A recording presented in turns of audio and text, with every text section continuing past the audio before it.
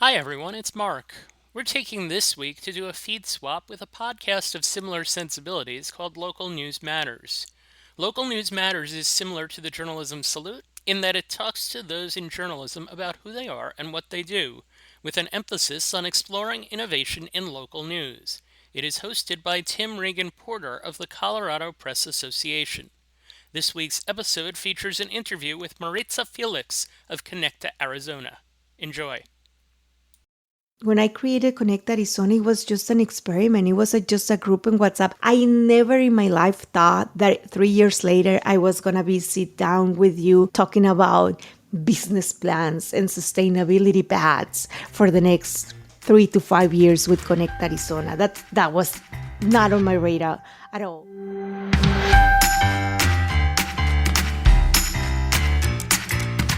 Welcome to the Local News Matters podcast, where we explore pathways to stronger journalism, better businesses, and healthier communities. I'm Tim Regan Porter, CEO of the Colorado Press Association. Each episode, I sit down with guests from newsrooms and others in the local news ecosystem to highlight the innovative work of local newsrooms and those that support them, as well as the crucial questions they face. This episode, I'm excited to bring you Maritza Félix from Conecta, Arizona.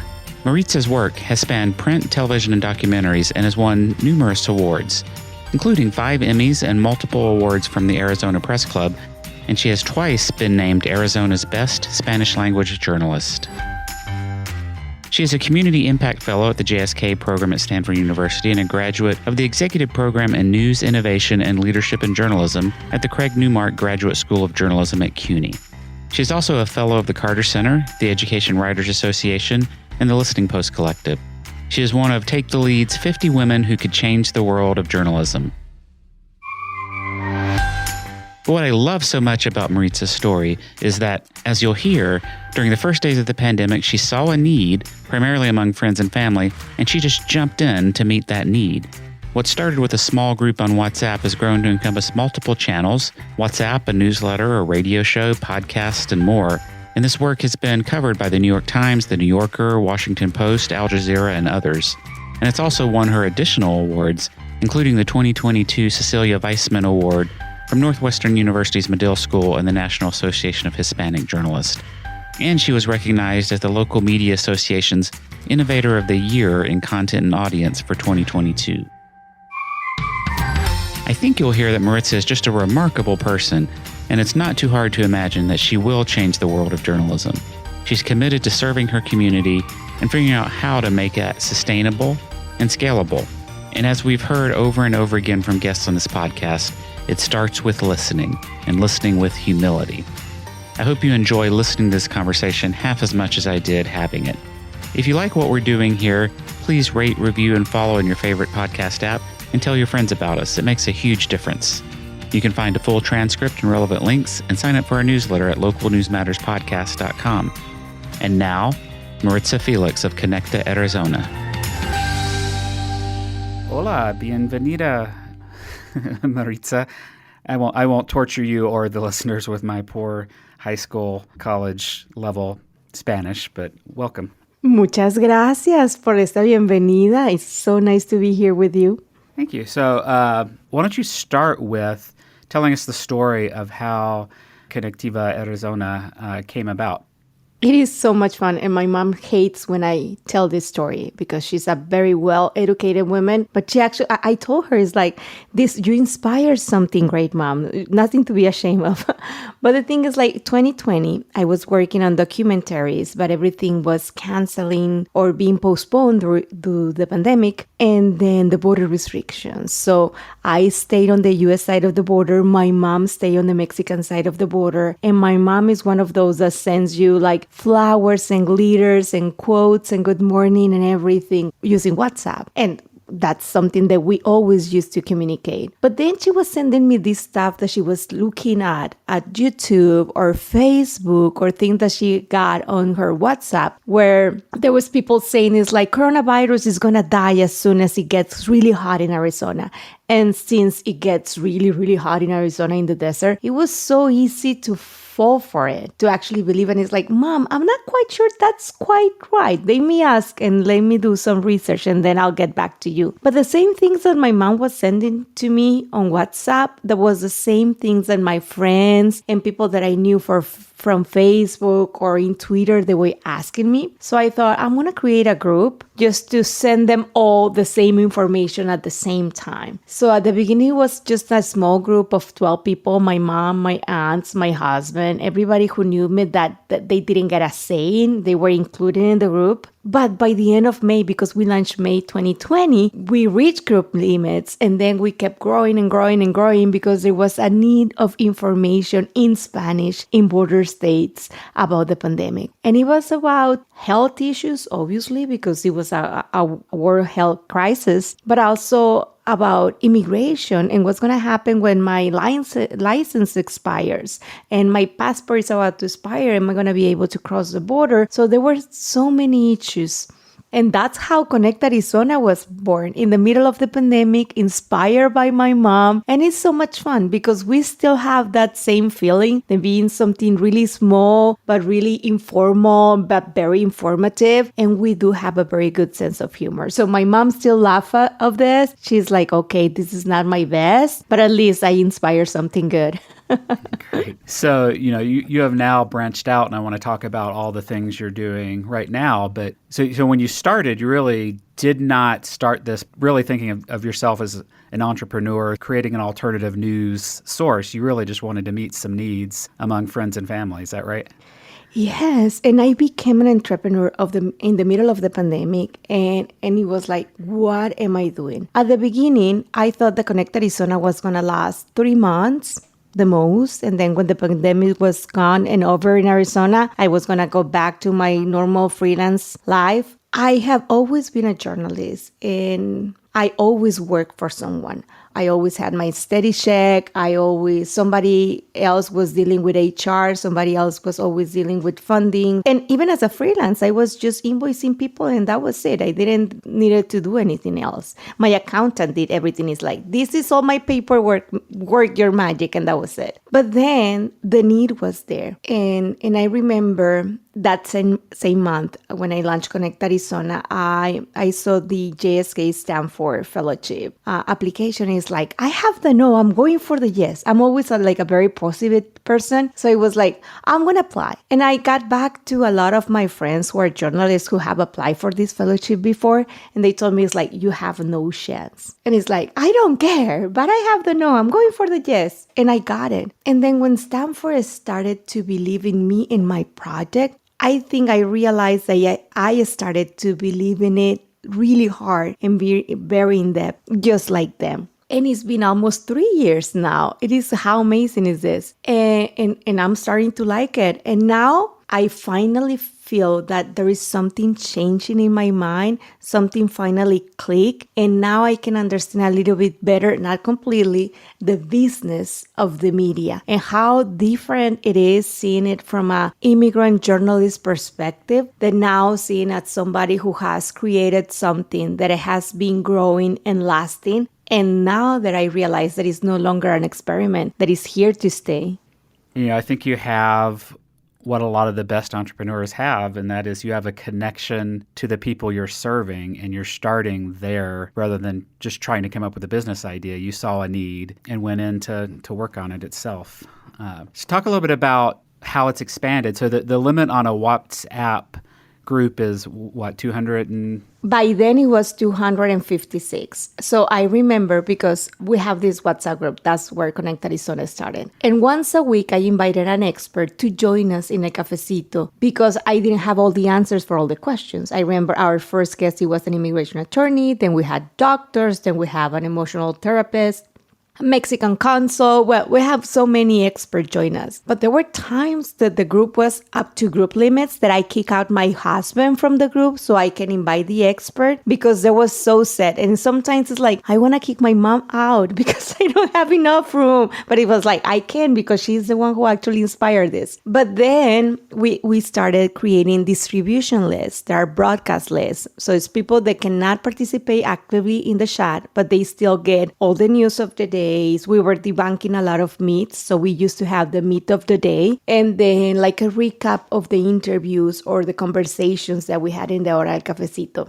But then it's like, we need to talk more because we were just chatting. It was just numbers and text, and that was it. And then we launched a radio show. So by the beginning of 2021, we launched Conecta Arizona, La Hora del Cafecito, coffee break in the radio. And it's been 2 years now, and we have done more than 900 interviews, and it's been fantastic. But then it's like, what do we do with all the information that we got in the radio show? Let's do like an archive, like a newsletter. So we launched a newsletter just to do to be like the archive of our radio show so we don't forget who we interview, when, and about what. But then we have over 1,000 subscribers, and depending on the day, we can get us up to 80% open rate on our newsletter because we are the only one in Spanish in this border state.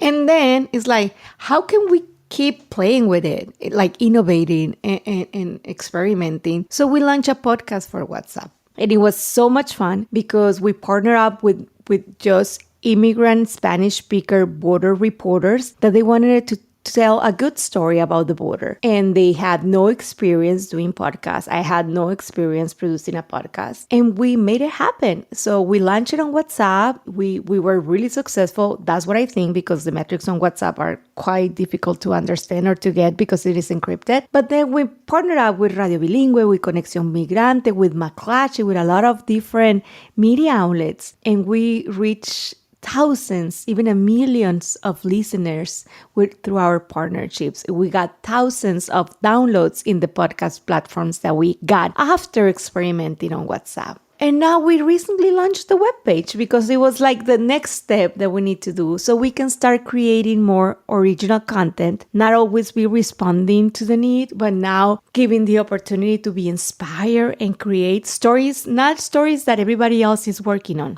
Because we do believe in the power of collaboration. We do believe that we don't need to be doing the same that they're doing because we can partner up, we can distribute their content. Well, we can still fill those gaps between our communities and the huge media outlets that are around here, but they're not telling the community stories from their perspective without being extractive. So that's how we have grown in the past 3 years. And now I'm suddenly realizing that we're no longer an experiment. We're actually a news organization that it needs to have a path to sustainability, that we need to talk business and HR and so many other things. And we're getting there slowly because remember, we're Spanish speakers. We're invisible for so many in the United States. We always get the smallest slice of the cake when everybody's giving away grants, or there is never something for Spanish speakers when you're applying for something, but we're making it. So we couldn't fit in somebody else's table for so long. So we built our own and it's working. So I want to dig into that a little bit. That's quite a remarkable growth journey. Only 3 years to go from friends and family on WhatsApp to all that you're doing now. Talk a little bit about that problem with convincing funders. And I don't know if you've tried to sell advertising as well, but you started off with a very non-traditional platform with an audience that I think there's a lot of talk in America about reaching diverse audiences, but maybe more talk than action sometimes. So what was that journey like, and what were the challenges in convincing them that this was something real and meaningful and worth funding? And what do you think convinced them?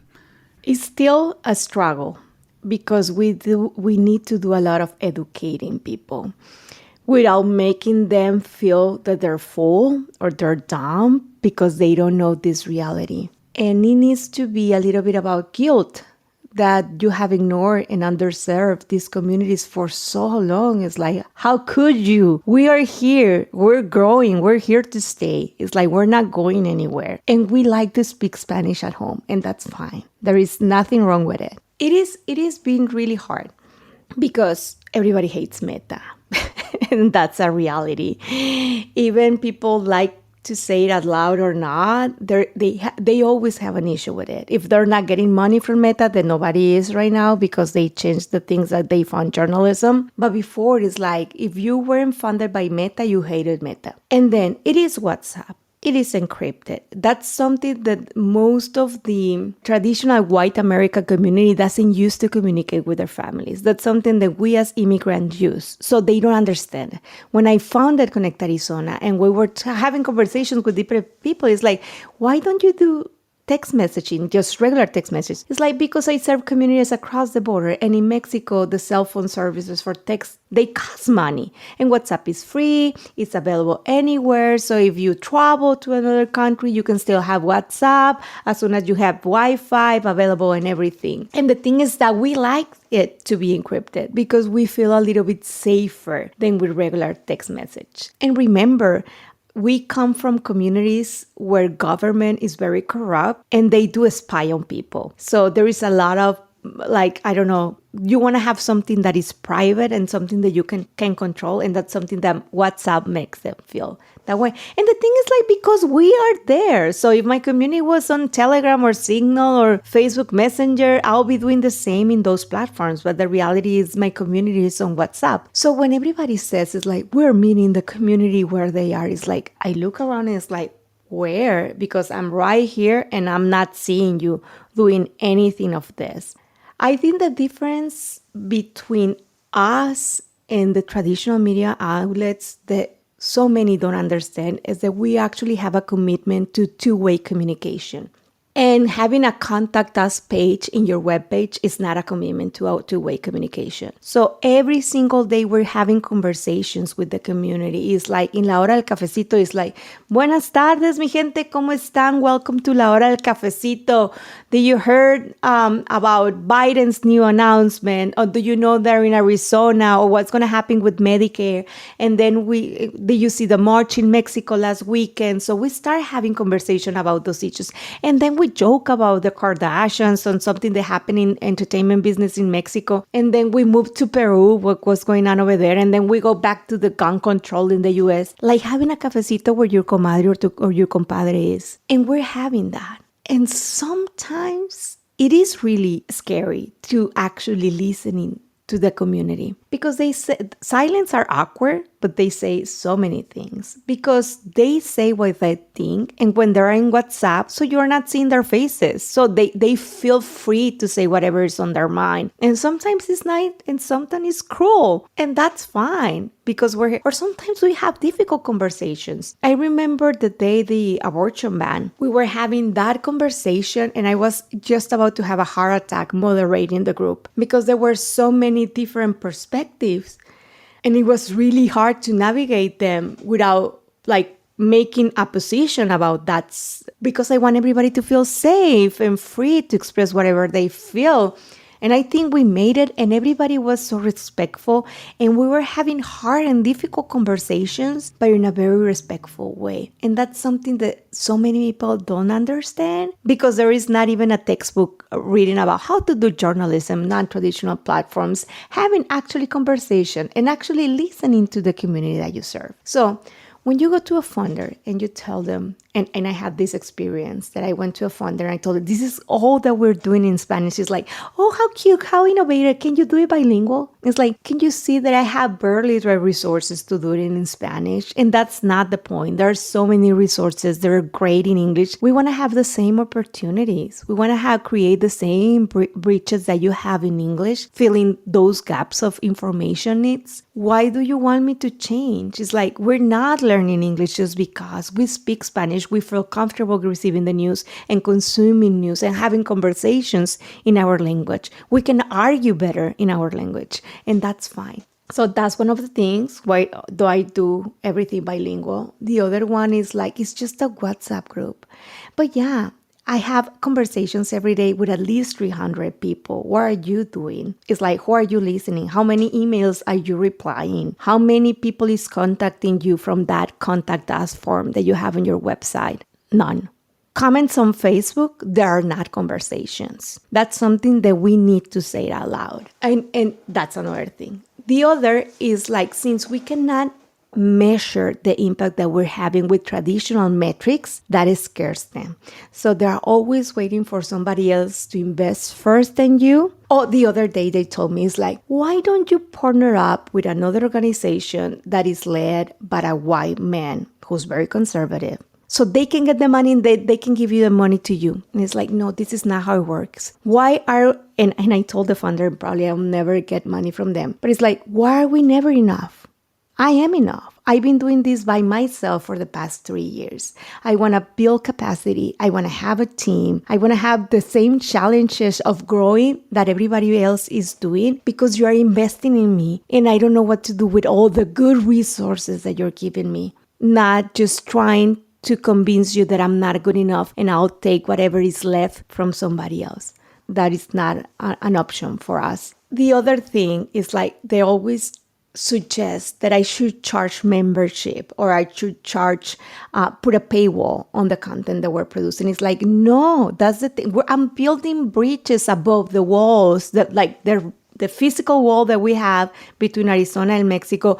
There's so many borders that we have in the same Arizona. So why do I want to put another wall for people to access the content? It's like, if you can pay, you're better than the other one. No, I want to make rich people, foundations, guilty money to pay for the service that I'm providing to you. So it is hard, but we're working on our way to sustainability. We're trying to diversify our income with donors, with grants, with my own freelance work, trying to sustain this Conecta Arizona. And hopefully at the end, somebody's going to realize that what we're doing is valuable and is going to want to invest in us without having all this fine print. Just because we're Latinas, we're immigrants, we look like the community that we serve, we have the same thick accent that the community that we serve, and that is enough.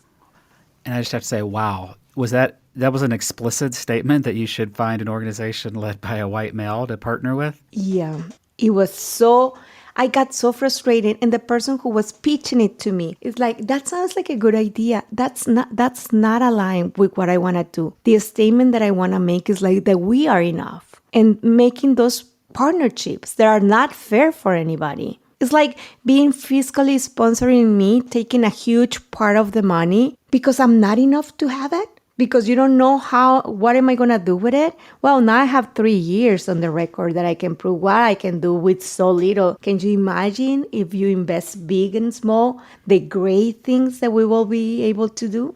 Yeah. I want to come back to the whole business model and monetization and all of that. But I want to give people a little sense for how you're doing what you're doing, particularly in WhatsApp, which is a platform that I think a lot of even my mother-in-law's Persian, so a lot of her family's not just in Iran, but all over the world, and so they do use WhatsApp. But I think even people who use it don't think of it necessarily as a platform for journalism. So can you talk a little bit about what kinds of conversations you're having, how you're informing them with journalism, and you're doing this every day, and so just talk a little bit about the flow of that and what kind of information you're getting out there, and how is it more than just a conversation, but it's different than just traditional expert to the masses journalism, but it's a mixture of both. It is so great, and I love it so much. So in the mornings, because I am a coffee addict, and that's for sure. You can see, if you meet me, I'm always like high on caffeine. That's something that I cannot deny. But in the mornings, I wake up really early. I check all the media outlets, English and Spanish, in the border region, Arizona of Mexico. Then I go to the US and then the Latin America countries and everything, and I do the Ponte al Día, that is, get your news up to date in the morning. So it's headlines, and it's like, this is how many cases of coronavirus are in Arizona. This is happening in the state legislature, and across the border in Sonora, they just have the Guinness record of the largest carne asada of the world or whatever. So I put like a list of topics that are good topics about all the news that you need to know in less than 3 minutes reading, and you are all set to have conversation at work, having coffee with your friends and everything. So you don't need to do all the hard, heavy lifting of reading all the newspapers. I already did it for you, and I did like a recap of everything. And then I share like something that is interesting or something that is important for our communities. For example, the Medicaid, who needs to renew, who doesn't. Tax season. when the border was about to open, what kind of vaccines, information for Mexicans and for US citizens that were going back and forward. So I put like something that is from our media partners or something that we originally created for them. And that's in the morning. It's just one text message in the morning and that's it. And then in the afternoon, I open up the group. We have these conversations for a whole hour. Once a week, I get an expert and we chat. And the difference is like when I invite an expert and even a US ambassador join us once in the WhatsApp group, it's like your cell phone is going to be public. So that's one of the things that you need to know. There is nothing private in WhatsApp. It's like everything that you said, it can be screenshot and uploaded to the web, and that's fine. Everything is on the record. We're a safe space, but everything is on the record. Everything, even the memes, even the emojis, even the gift that you share, everything is on the record. The other thing is like, I don't control what the people is going to ask you. So if they're going to ask you about narcos and you're okay answering those questions, they're going to ask you. If you want to talk about corruption, if they want to talk about abortion, if they want to talk about your hobbies or your family, who's dating who, that's something that I cannot control.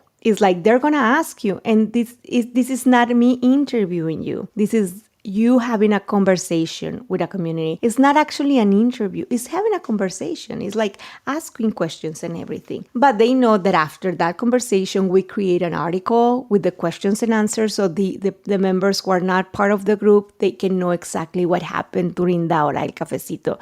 For example, last week, we had an expert on cybersecurity from Internews, and he did a workshop on WhatsApp about how to be safe on WhatsApp, what kind of platforms or applications you need to have and everything. So we do conversations, we do workshops, we do surveys, we do a little bit, we do business cafecito. That is like, hey, this is the only day on the year that you can promote your business. So we know what you do and everything. So it's just one day because there are not ads allowed on WhatsApp. And then, well, we have the radio show that we have once a week. We have the newsletter that is bi-weekly. The webpage, we try to update it at least once a day. So we're trying to always create everything, but everything is based on the listening. So I asked my community, it's like, do you want to know what's going on in Peru? No. I don't follow up on that, and I probably is going to be just one ponte al día. And some days it's like, I want to know everything about essential oils. And everybody's, yes,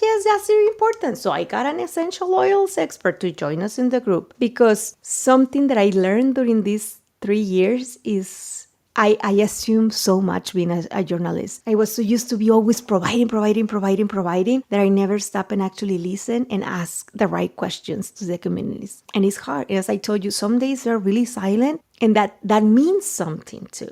Maybe the community is grieving. Maybe they're busy because they got back to work. Maybe they're super excited because there is the World Cup or the Super Bowl is in town. And those are the things that you learn. But then having those conversations, I already know who had a baby, who got COVID 3 times, who got laid off, whose son committed suicide during the pandemic. So we know the strengths and the areas of opportunity that we have in the group, and that is really important.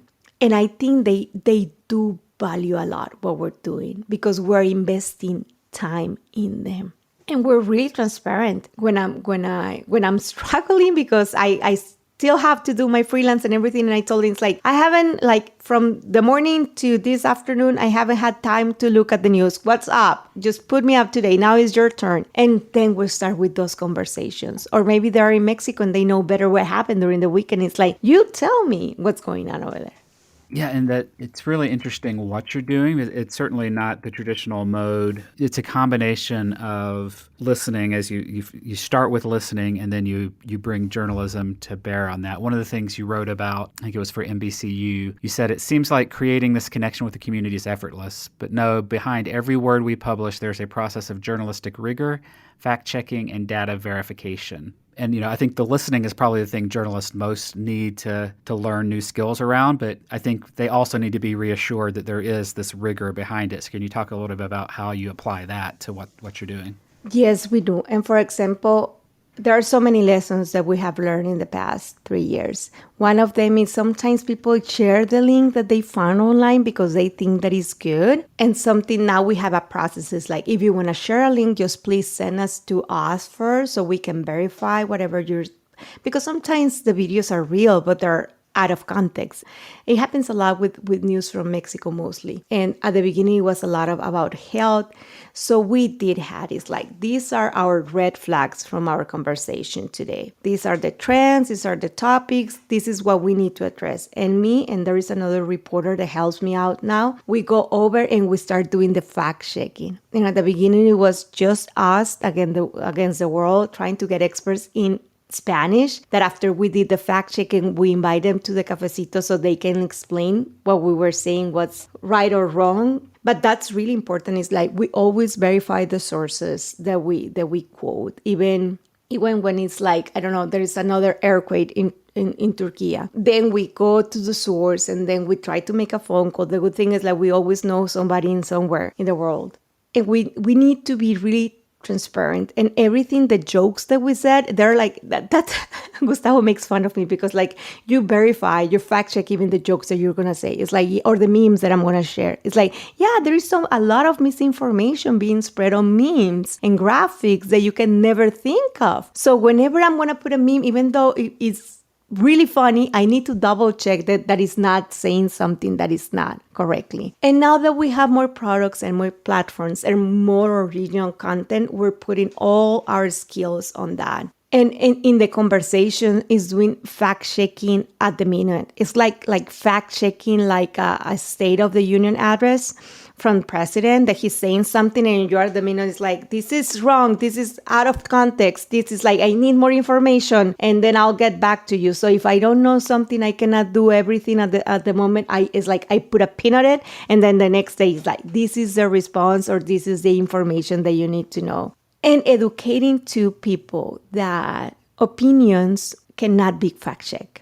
That's something that we have worked really hard to explain to them, that we can fact check information, we can fact check news. It's like we can double check that the resources that are being shared are good and true, but we cannot fact check opinions. That's something that we don't do. And we allow you to have the opinion that you want to have, but you cannot impose your opinion on everybody else. But yes, so all the numbers that we share, all these stats that we have, everything that we said needs to be always backed up with like a research or something. Even like joking about, I don't know, if you're drinking a glass of wine to have a good night's sleep because you had a rough day, are there any studies that said that actually drinking a cup of wine at night is going to make you sleep better or not? So those things that nobody thinks of, we do. Because we can get quoted. And then I know that because there is so many people in the group that probably they don't know how to forward the information,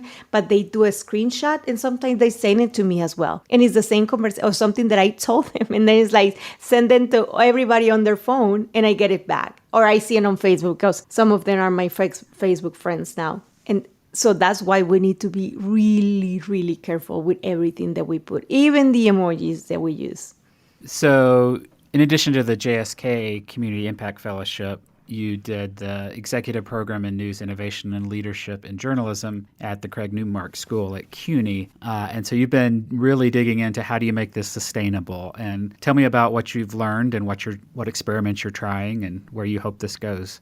Yes. So I feel Stanford opened the door for me. Everything has been less difficult, not easy, but less difficult because with the Stanford network, I do feel that somebody has my back. And they always make fun of me because I said, if the world ends, I feel that my Stanford community, my Stanford fellows and myself, we're going to be killing zombies together. It's like, this is going to be fantastic. But they invested on me. And I think they helped me a lot to believe in myself and believe that I could do something great. When I got to CUNY, I think they gave me all the tools to start changing my mindset from being just a regular journalist to being a media leader. I don't know quite yet an entrepreneur, but at least a media leader. And I And since I'm an immigrant, so I went to school, I went to the university in Mexico, everything is completely different in the US. Even the mindset, the cultural background is completely different. Sometimes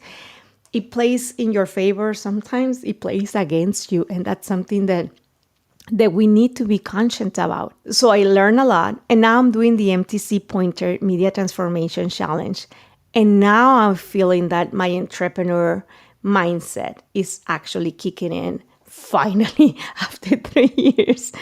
But it was a combination of the three of us. And there is something funny because there's people who questions me. It's like, aren't you tired to be the quota on those programs? And it's like, no, I'm taking all that I can to make this thing that I realize now that is my passionate project happen and to last, because I know it can die any day, and that's fine because everything has a cycle. But I really, really want to make a difference, and I really want to keep serving this community. So if I need to go back to school, I'll go back to school.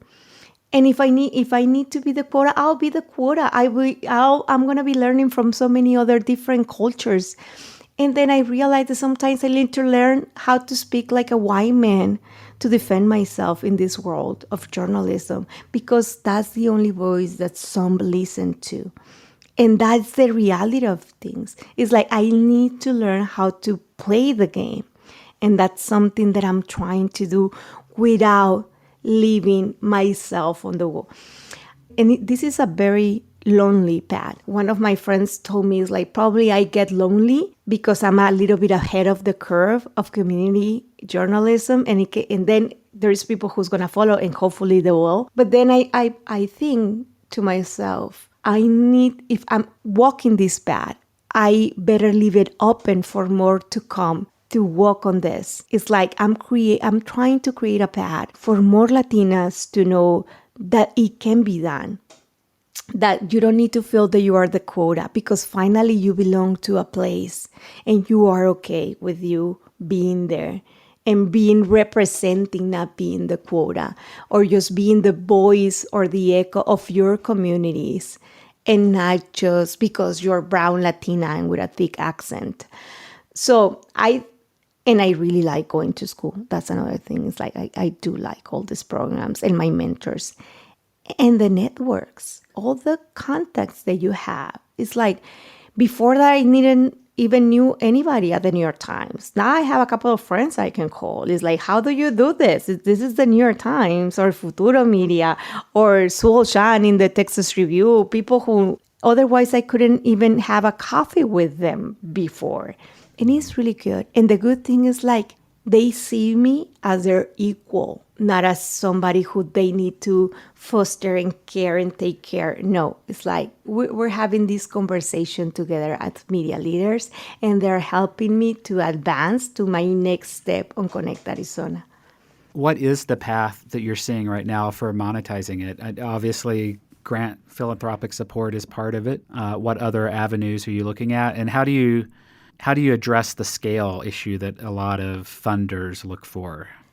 The scale issues is not an issue if we have money, because we could have Conecta so many places. We can have Conecta Colorado, we can have Conecta California or Texas or Florida or Mexico or Ecuador or Colombia. It's like we could have a Conecta everywhere. It's a very inexpensive service, like technology and those things. But where we need to invest is in people. It's like having coffee with people is part of your work description, job description, and it is work. So we need to start changing the conversation about that. It's like having conversations, it is part of your work, and they are mandatory to understand the community that you need to serve. But now what we're doing is trying to get an underwriter for the radio show. So we are an LLC fiscal sponsor, so we can have a hybrid right now. So in the future, when we have a bigger budget, one that actually makes sense, we obviously want to apply to be our own nonprofit. But for now, being fiscally sponsored with the LLC gives us the opportunity. So we have done advertising on the radio show. We're exploring the possibility of having ads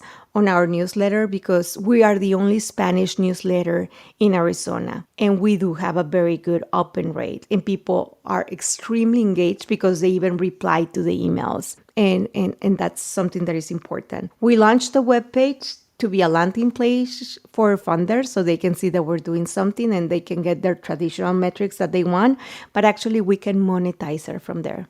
And since the success that we had with the first season of Cruzando Líneas, that's the name of the podcast that we launched, so probably we can do a second season and we can get some ads on the second season or get a sponsorship for the second season. And that could be another revenue that we can get.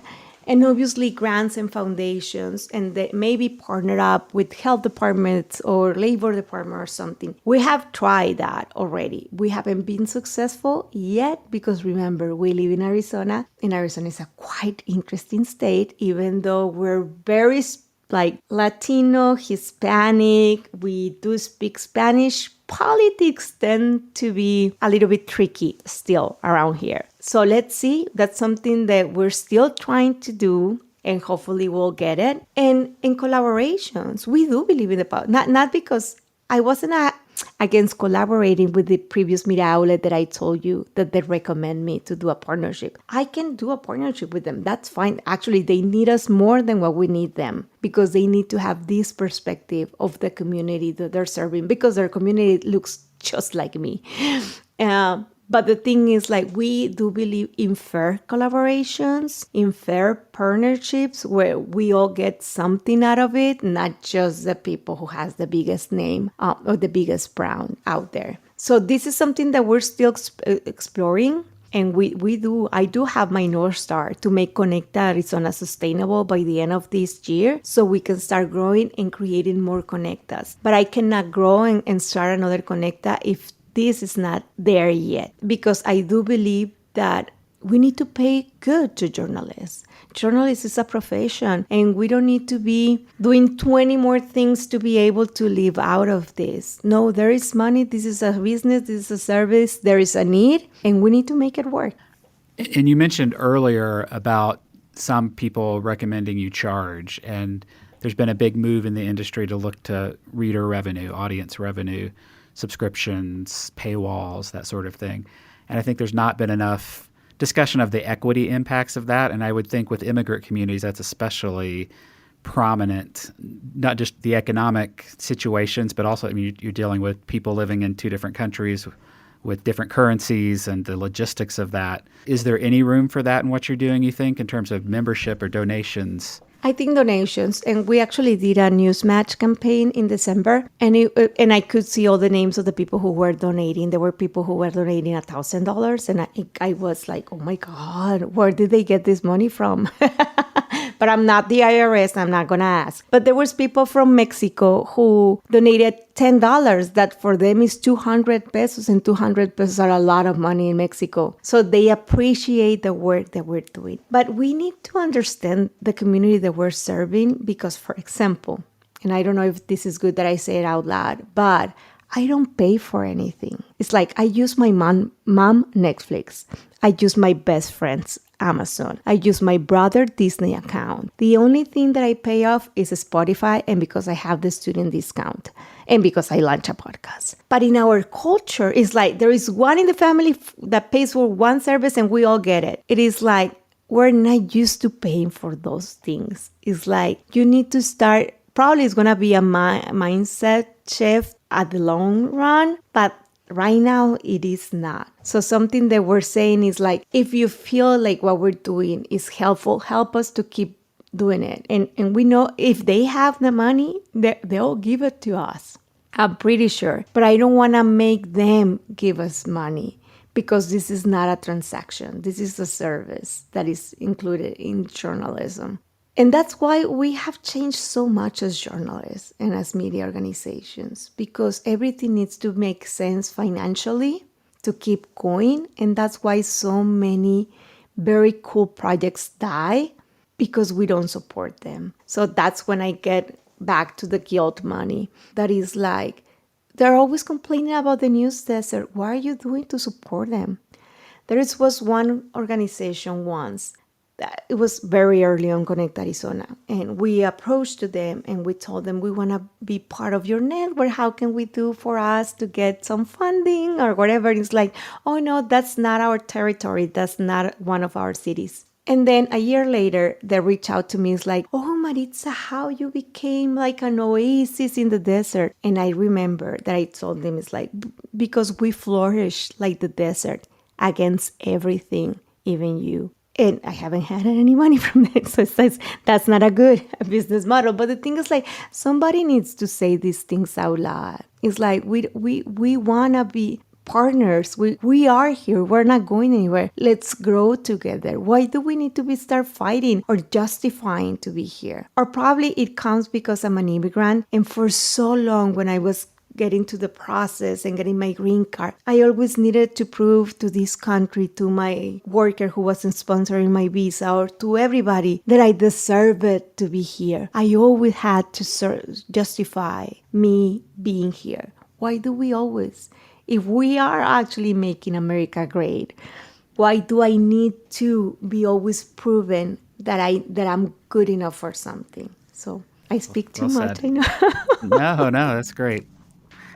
Colorado, as you know, like most of the U.S., has a growing Hispanic or Latino population, and pretty much throughout the U.S. they are underserved. And we had some interesting work that's being done by even small weekly publications. What advice would you give? These are predominantly carried out by white Americans, and they're trying to speak to a community that they are not part of. There's a difference there. What advice would you give to them on how to start that listening process and figure out what the needs they need to serve are? I think they need to start with the willingness to have conversations and to actually listen to the community that they're serving. Sometimes those newsrooms, they just hire a Latino reporter to do all the job. But the news editors or the news directors, they never go to the community. They never had a coffee with people. So they know about them through the reporter that they sent to cover the stories, but they never go and explore that community. They don't want to have those conversations, and they think that it's a waste of time. They don't realize that they can be part of the community. And when a community is embraced and is empowered, they get really engaged, and it's worth it. The investment of time is worth it. So the willingness to listen, to meet, to explore, but not do it from the privilege. We have so many privileges. For example, I know that, my migration journey, it was a very privileged one compared to other ones. And I'm a migrant too, but it's completely two different scenarios completely. So those white people in leadership, they need to go out and understand from their community perspective, not their own. And being able to do so, it is really hard, but it can be done. I know so many great leaders that have done so, and then they realize how important it is and how much they have grown since they started doing it. And stop overworking the Latino and Latinas reporter. Not just because they're Latinas, they need to do everything bilingual for you and they need to do their job and then translate yours because they speak Spanish. It's like we put so many pressure, and that's why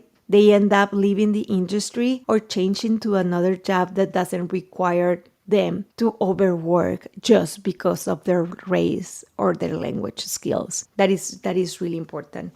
And not being afraid of innovating. When I created Conecta Arizona, it was just an experiment. It was just a group in WhatsApp. I never in my life thought that 3 years later, I was going to be sit down with you talking about business plans and sustainability paths for the next 3 to 5 years with Conecta Arizona. That was not on my radar at all. I was doing good. I was making good money, working on documentaries, doing the things that I like to do, that is telling stories. But now I cannot imagine myself going back to that. I like what I'm doing better right now. It is more hyper-local. It is more community-oriented. It's less in-depth, yes. It has zero glamour to it, zero money. But we're making a difference, and that's something that is important. So do it, innovate, experiment, take the chance. And sometimes you're going to lose, yes, for sure, if you don't get to connect. And if you don't get to connect, hire the right people. to connect with those people. Not just like to fill out your quota in diversity in your newsrooms, but actually with the intention, with your mission that actually serving the community that pretty soon is going to be majority probably in your communities. Yeah. And I wonder, I think too, and I'm curious just your reaction, that sometimes people that look like me, to do this work, you have to be a little vulnerable and you have to not let fear paralyze you that you're going to say the wrong thing or Hispanic, Latino, Latinx, or refer to Americans when you really mean European descendants in America. You know, we're going to make those kinds of mistakes in just particularly conversation versus written journalism. And so I think we have to kind of get over that fear. I don't know if you've seen that in... Just say it. And if, for example, it's even with the language. If you don't speak fluent Spanish, that's fine. My English is not perfect either, and I'm not afraid to speak it. And it's the same. Is you go over there and let yourself make mistakes, and that's okay. But if you're transparent, if you're going from a good place, trying to create a human bridge between you and that community, they're going to appreciate it and that'll be fine. And you can ask those questions. For example, once I asked a friend of mine who's Black if I should say he's African American. And he told me, no. Do I always say that you're Mexican American? No. Why do you need to say that I'm African American? It's like I'm Black and that's okay. You can tell me Black. And he's like, okay. And I'm brown, I'm Latina, I'm Mexican. You can say that I'm Mexican and that's fine. But we had that conversation and we got out of the way that issue and now we communicate better. So that's something that we need to do. But having the conversation first, that's the first step that we need to do. And we always make mistakes. I do make mistakes all the time. And that is fine. That is completely fine.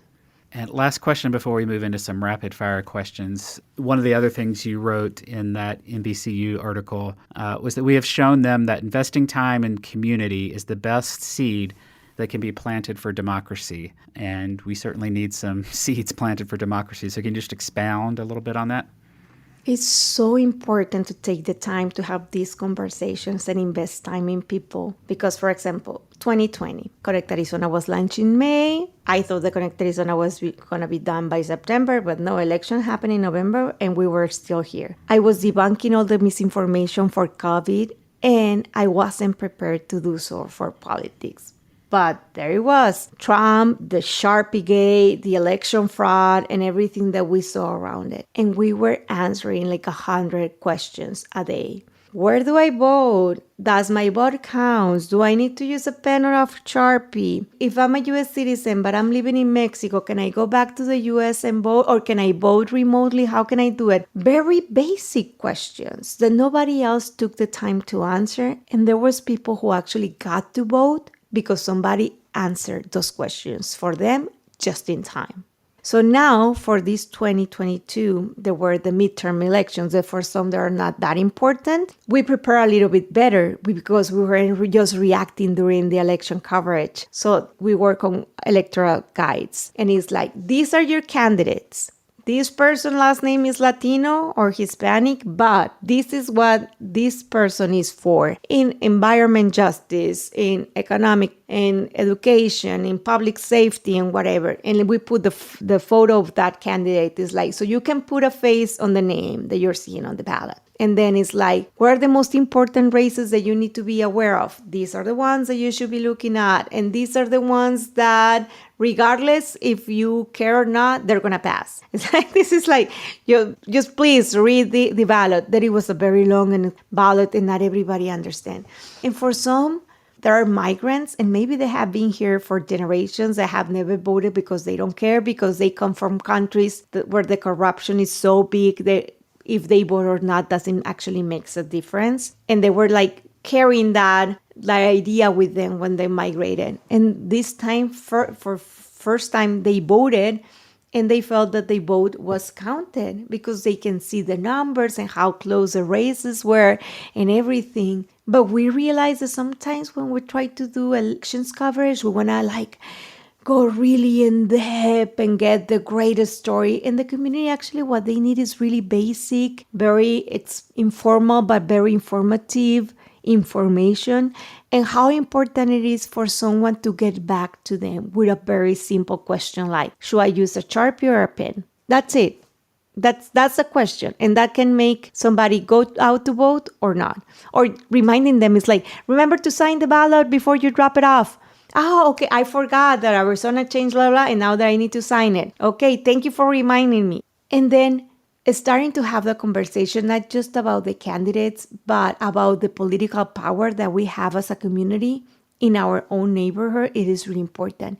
And I think it showed during the past election in Arizona that it was a very close race. And remember, 2010, we were on one side of the, and then on 2020, we were completely on the other side. But 2022, we were like going back and forward. We didn't know where we're going to get. And I think that now people that is understanding a little bit better the process are able to vote and they feel proud of it. And then we're obviously doing this campaign is like, show us your vote and whatever, like that you voted with a, and they felt nice, taking in consideration that somebody actually cared that they did it. Great. All right, so now for the rapid fire questions. So these are some common questions that I ask everybody, and your answers don't have to be rapid, but the questions will be brief. So compared to a year ago, are you more or less optimistic about the future of local news? I'm more optimistic on Conecta Arizona because I know what I'm doing better, but I don't know if the whole local news ecosystem, because after the pandemic, there is so many resources being pulled out for those local news outlets that I don't know if they're going to be able to survive. What is the best piece of advice you've been given? They always tell me not to do so, and I do it. So probably that one. Or maybe let the JSK stand for when my colleagues and friends told me, it's like, no, because we apply array, we never got it, you have no chance. And then I did it. Yeah, maybe that one. Do you have, part of innovation is failing, as you probably heard many times at Stanford. Do you have a favorite failure of yours that put you on, that you either learned something that helped you evolve in a new way or just put you on a different trajectory because of the failure? I have so many that it will be longer than the list that I have of people in WhatsApp. One of the biggest failures that I had is I used to work for a very large TV station. And not everything worked as I thought that it was going to be. And when I left the station, I was crying and I thought that my career in journalism was going to be done because, well, when you work in TV, you think that's it. And then I realized that thanks to that, I'm doing so many great things, and the best years of my professional career have been after I left that TV station. But at the beginning, at that moment, it felt like a failure. I was like, it was no paycheck anymore. It was like no health insurance and everything that I used to have. So it was just uncertainty. But at the end, it worked out for the better. If there's one thing that you wish national media or just the national narrative really understood about immigrant communities and what's going on along the border specifically, what message would you convey to them? We matter. We are enough. We like speaking Spanish, and that is okay. And a wall doesn't stop us. So even though we cross the border legally, we are building bridges on top of it, of the wall, every single day through tradition, through food, to education, to family, to partners and love, and so many other things. And they need to understand that we're not just that place with people and drugs cross every single day, but their families, they've been here for generations. And we, even when politics try to separate us, people unite us. Being a journalist can be very stressful. Being an entrepreneur can be stressful. Being an immigrant can be stressful. You have the triple combo. What do you do to restore yourself and just maintain your equilibrium and your sanity? I travel. I travel for work, and then I stay one day or two just to be able to sleep in a little bit. Because I'm also a mom of twins. So that's another thing. And during the pandemic, that was hard. I read a lot. I woke up at 4:30 in the morning so I can go to the gym at 5, and I don't do much. I just drink coffee, I read a book, and I'm sitting down in the bicycle just next to all the elderly people that are my friends now. And that's my me time. I need the quiet and the silence in the morning with a good cup of coffee just for me to refresh. And in spending time with friends that have nothing to do with journalism because they don't let me talk about journalism. And that is so good because I cannot complain about the industry. I cannot complain about funders. I cannot tell them all my crazy ideas because they don't get it. They know and they support everything that I do, but it's like, Maritza, sit down, have another glass of wine. We're talking about menopause. Okay, let's do it. In just sort of the everyday work you do, how do you measure success and impact? I think, and I think everybody's definition of success is completely different. A couple of years ago, I thought success was to have my name or my credit, my byline in big media organizations, like in huge documentaries, or maybe see my name in the New York Times or something. So Conecta has already been in the New York Times, in the New Yorker, in the Washington Post, in Al Jazeera, in so many national media outlets. And at the end, I don't think that is actually success for me anymore. I think for me, success right now is looking like I'm building the newsroom that I always wanted it to work for. And I'm treating people the way that I would have liked to be treated when I was working for somebody else. And then I can go and sleep at the night, and the only things that get me awake are all the things that I have to do, but nothing to regret the way that I did it. So my conscience is clear. So that's really important for me. So I think that's my definition of success. And the impact that we're having is that we're building a community. We're not a massive media outlet. We don't want to be a massive media outlet. We already have Univision and Telemundo for that. We want to fill those small gaps. And even my kids, they play around and they know it's like, Mom, it's la hora del cafecito. Don't forget to open up the group. And it's like they know they are part of this. And I'm really proud of that. This is like a family project now. Imagine we're 5 years out and you've been wildly successful at achieving what you want to achieve with Conecta. What does that look like? I'm going to be spending a month in Florence doing white tasting. So nice. Chasing my twins everywhere. Probably they're going to be going like to bars or whatever, discotheques and museums. No, that will be amazing to have a month off. No, but I think having more Conectas and creating of Conecta, not just these community organizations that they inspire us so much, but maybe being a platform for other freelance journalists who work in Spanish in the border regions, where they can find a platform that they can distribute and show their passionate projects and work on stories that nobody else paid attention before, but now they're able to do so and getting paid good, like a white man, to work on those. Is there anything we haven't covered or any thoughts or questions you want to leave the audience with? Ooh. Good question. No, I think we have covered pretty much everything. But now I think if I want to leave you thinking of something is important of the local journalism. I think for so long we have trusted always the big names. But at the end, the people who looks just like us, the reporter who goes to the school board meetings, the one who covers all the city council very boring and long meetings as well, is the one who's caring the most about your community. And they do deserve the support of the community, for sure. I think we have overused the American dream. I think we have overused the term of local journalism. I think we have used it so lightly that it has lost the meaning for so many. So I think that's something that we need to take back and help those local reporters to reclaim the narratives of their own communities.